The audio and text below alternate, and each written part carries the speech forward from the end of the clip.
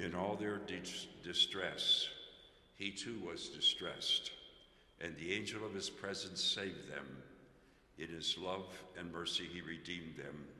He lifted them up and carried them all the days of their life. The Christmas story takes place in a broken world. Amid the cries of peace on earth, Hosanna, the gifts of the wise men, the elation of the shepherds, it is easy to miss the devastating political situation that surrounds the birth of Jesus. A pregnant teenager is forced to leave her home to give birth. Due to the whims of an emperor, the story ends with the massacre against the children in Bethlehem and the Holy Family fleeing as refugees to Egypt. We too live in a broken world. Personally, socially, politically. Just read the front page of the newspaper or listen to the 5 o'clock news. But yet, into this noise, violence, despair, and darkness, God descends. He is a God who cares.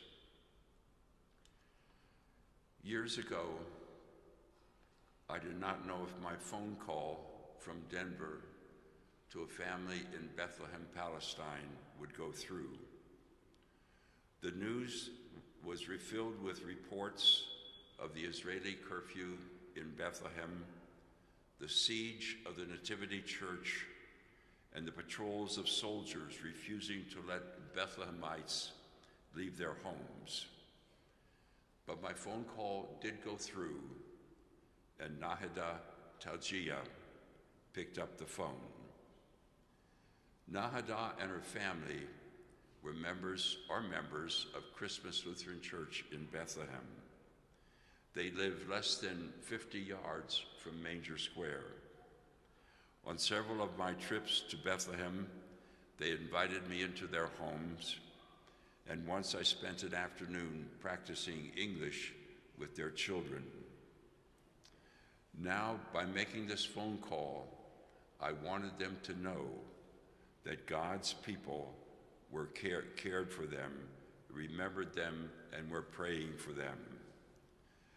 Nadia's voice came through, and she described the last weeks of her life.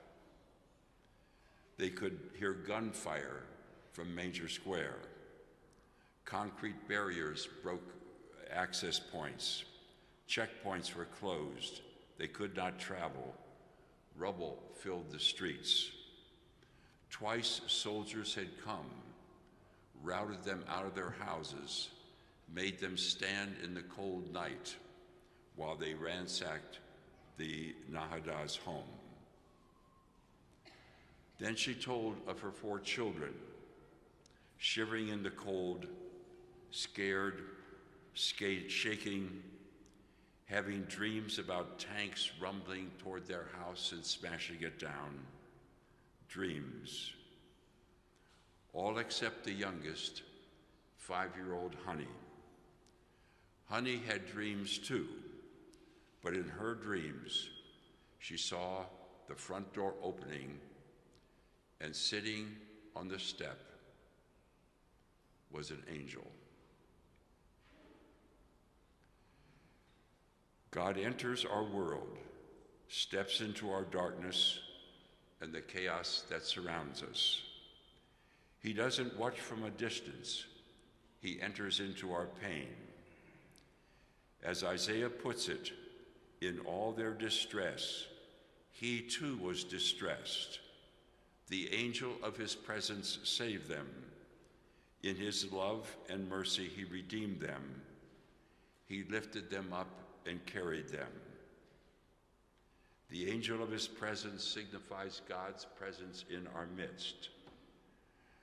And so, rubble does not have the final word. Death does not have the final word. Empire does not have the final word. God, who has the compassionate heart, has the final word. We are not alone. The story could continue.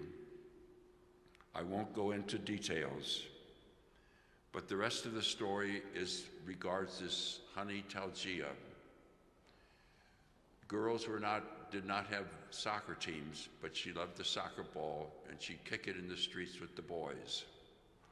That led to the development of a girls' soccer team, to girls' soccer teams, plural. And Honey became, after a bunch of years, the head of the Palestinian girls' soccer clubs.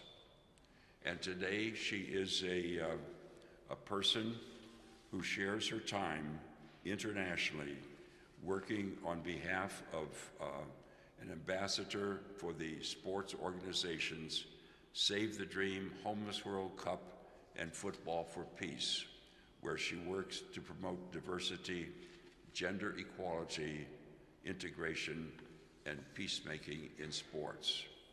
God used this girl who saw the angel sitting at the step to do many blessed things.